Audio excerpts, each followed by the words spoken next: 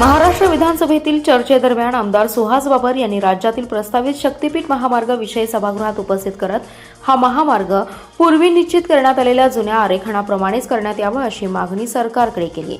विधिमंडळाच्या पावसाळी अधिवेशनामध्ये विधानसभेत औचित्याच्या मुद्द्यावर चर्चेवेळी बोलताना आमदार सुहास बाबर म्हणाले, शक्तीपीठ महामार्ग हा राज्याच्या विकासासाठी महत्त्वाकांक्षी प्रकल्प असला तरी विकासाच्या नावाखाली शेतकरी आणि ग्रामीण जनतेवर अन्याय होऊ नये।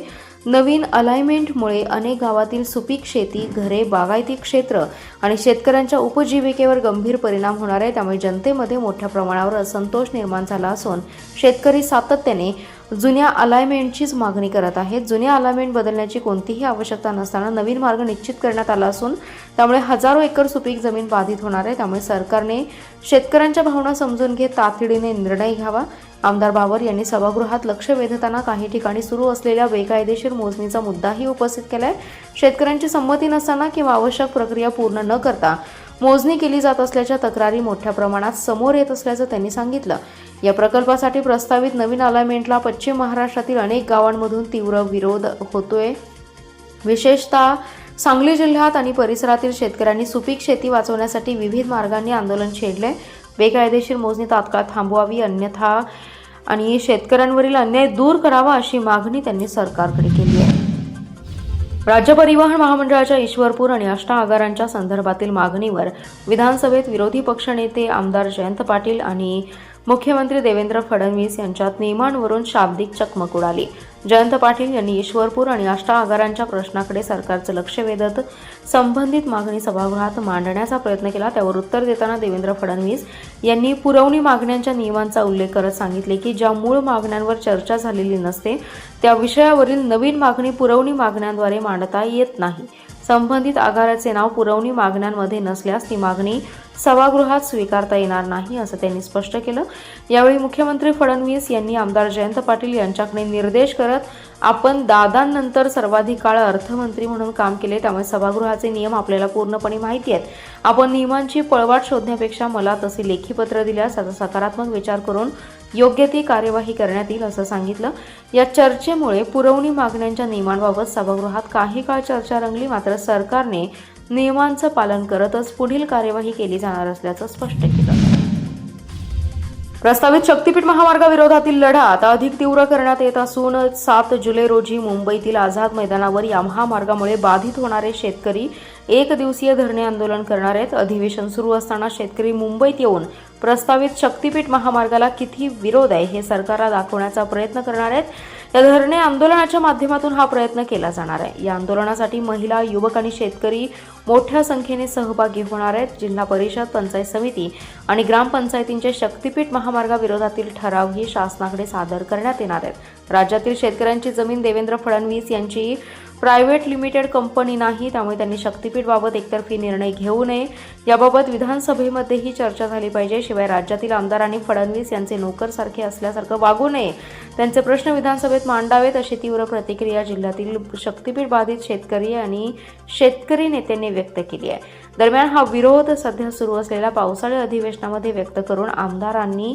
या विरोधामध्ये बोलावं, अनेक प्रश्न उपस्थित करावे यासाठी 7 जुलै रोजी सांगली जिल्ह्यातील शक्तीपीठ महामार्ग बाधित शेतकरी मुंबईत सुरू असलेल्या पावसाळी अधिवेशनावर धडकणार आहेत। जिल्ह्यातील आटपाडी तालुक्यातील शेटफळे या गावात शेतकऱ्यांनी महावितरणाच्या टॉवरवर चढून बोंबाबोंब आंदोलन केले, तर एका शेतकऱ्यांनी चक्क फास घेण्याचा प्रयत्न केला। सध्या WRSR या कंपनीच्या वतीने टॉवर उभारण्याचं काम सुरू आहे। या कामासाठी आलेल्या लोकांमुळे पिकांचं नुकसान होतंय। या नुकसानीच्या भरपाईच्या मागणीसाठी शेतकऱ्यांनी टॉवरवर चढून आंदोलन केलं, तसेच दोर टाकून फास लावून घेण्याचा प्रयत्न केलाय। यावेळी प्रांताधिकारी विक्रम बांदल यांनी हस्तक्षेप करत 1-2 दिवसात बैठक घेऊन तोडगा काढण्याचं प्रशासनाने आश्वासन दिल्यानंतर शेतकऱ्यांनी आंदोलन मागे घेतलंय। दरम्यान चर्चेदरम्यान काही युवक, शेतकरी आणि संबंधित कंपनीच्या अधिकाऱ्यांमध्ये शाब्दिक वाद झाला। संतप्त झालेल्या काही शेतकऱ्यांनी अधिकाऱ्यांच्या दिशेने धाव घेण्याचा प्रयत्न केल्याने काही काळ तणाव निर्माण झाला। पोलीस आणि महसूल प्रशासनाने वेळीच हस्तक्षेप करून परिस्थिती नियंत्रणात आणली।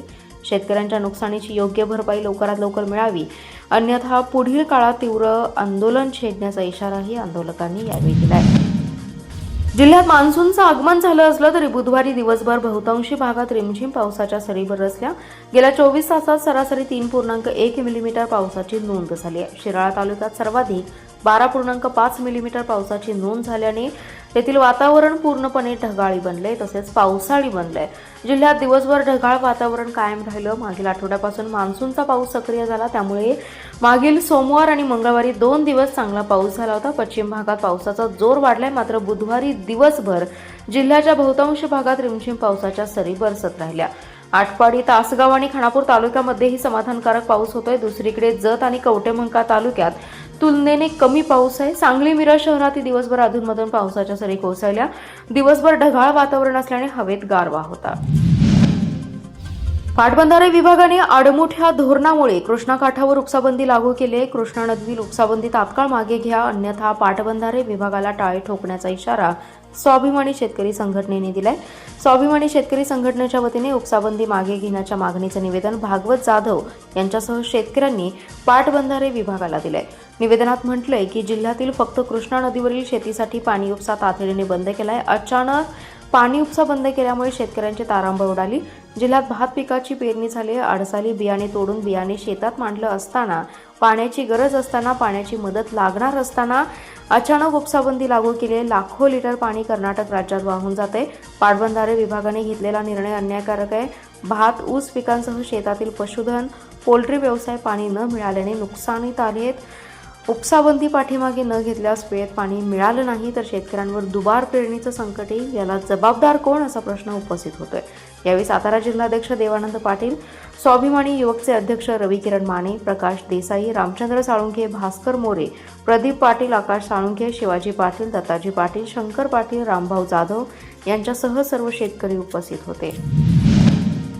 सांगली जिल्ह्यातील अक्षय बनसोड या तरुणाला आसाममधील गुवाहाटीमध्ये अटक करण्यात आली. त्याच्याजवळ 55 कोटी रुपये किंमत असलेले 37 किलो 24 कॅरेट सोने सापडले. पोलिसांनी त्याला अटक केली असून अटकेवेळी त्याच्याजवळ 4 मोबाईलही मिळाले. गुवाहाटीतील खारघुली परिसरात पोलिसांनी ही कारवाई केली.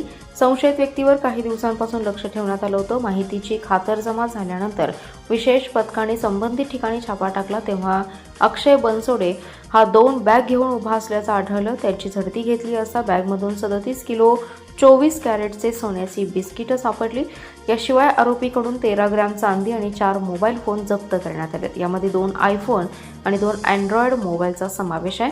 जप्त करण्यात आलेल्या सोन्याची बाजारातील किंमत 55 कोटी रुपयांपेक्षा अधिक असल्याचा अंदाज पोलिसांनी व्यक्त केलाय. अटक करण्यात आलेल्या आरोपीचं नाव अक्षय बनसोडे असून त्याचं वय 32 वर्ष आहे. तो महाराष्ट्रातील सांगली जिल्ह्यातील आहे. हे आंतरराष्ट्रीय सोने तस्करी रॅकेटचाच एक भाग असल्याचं आढळून आलंय आणि आता पुढील तपास करत आहोत, असं पोलीस अधिकाऱ्यांनी सांगितलं. प्रस्तावित शक्तीपीठ महामार्गासाठी सुरू असलेल्या भूसंपादन प्रक्रियेला उरण ईश्वरपूर परिसरातील शेतकऱ्यांचा विरोध अधिक तीव्र होतोय. महाराष्ट्र महामार्ग अंतर्गत प्रसिद्ध करण्यात आलेल्या अधिसूचनेनुसार मंगळवार अखेर तब्बल 251 बाधित शेतकऱ्यांनी भूसंपादन अधिकारी तथा प्रांताधिकारी यांच्याकडे लेखी हरकती दाखल केलेल्या आहेत. महामार्गासाठी संपादित होणारी सुपीक शेती, बागायती क्षेत्र, शेतकऱ्यांचे आर्थिक नुकसान, शेतीवर अवलंबून असलेल्या कुटुंबांच्या उपजीविकेवर होणारा परिणाम तसेच पर्यायी मार्गाचा विचार करण्यात यावा, अशा विविध मुद्द्यांवर शेतकऱ्यांनी आपल्या हरकती नोंदवल्या. मोठ्या संख्येने हरकती दाखल झाल्यामुळे या भागातील शेतकऱ्यांचा प्रकल्पाविरोधातील तीव्र विरोध पुन्हा एकदा स्पष्ट झालाय. हरकती दाखल करण्यासाठी शेतकरी मोठ्या संख्येने एकत्र आले होते. यावेळी विश्वासराव पाटील, प्राध्यापक अनिल पाटील, शैलेश पाटील, संदीप पाटील, संजय पाटील, सर्जेराव कांबळे, आप्पासाहेब पाटील, आनंदराव इंगळे, सुहास पाटील, सागर पाटील यांच्यासह अनेक बाधित शेतकरी उपस्थित होते. शक्तीपीठ महामार्गामुळे शेतीचं मोठं नुकसान होणार असून शेतकऱ्यांचं अस्तित्व धोक्यात येईल, अशी भावना उपस्थित शेतकऱ्यांनी व्यक्त केली. शासनाने शेतकऱ्यांच्या हरकतींचा गांभीर्याने विचार करून त्यांना न्याय द्यावा, तसेच भूसंपादन प्रक्रियेत शेतकऱ्यांच्या हिताला प्राधान्य द्यावं. वाळवा तालुका शक्तीपीठ महामार्ग विरोधी संघर्ष समितीच्या वतीने या हरकती दाखल करण्याचं नियोजन करण्यात आलं होतं.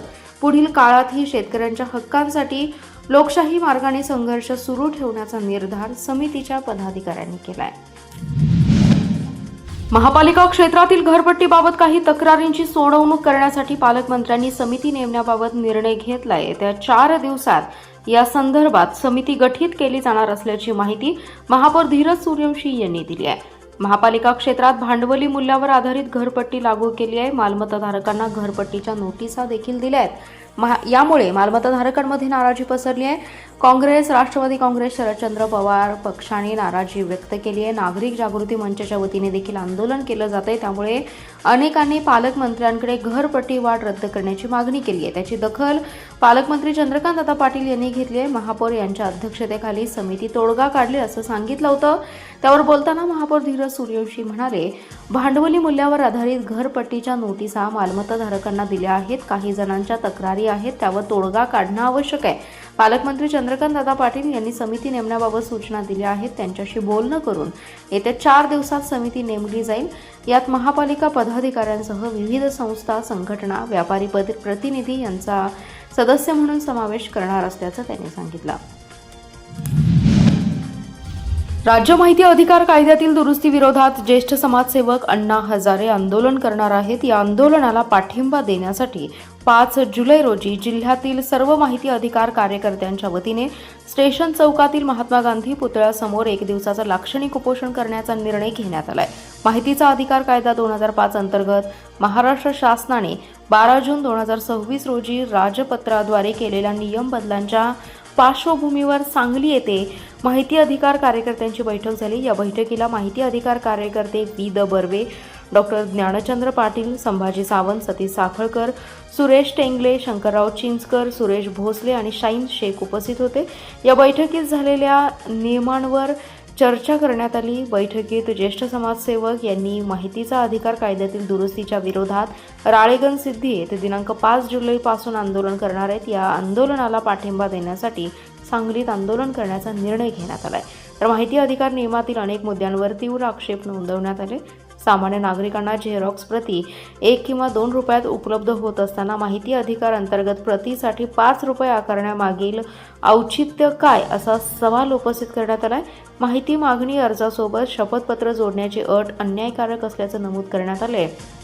भारतीय राज्यघटनेने प्रत्येक नागरिकाला माहिती मिळवण्याचा अधिकार दिलेला असताना शपथपत्राची सक्ती करू नये. शासनाने तात्काळ हा निर्णय रद्द करावा, अन्यथा उच्च न्यायालयात दाद मागण्याचा निर्णय बैठकीत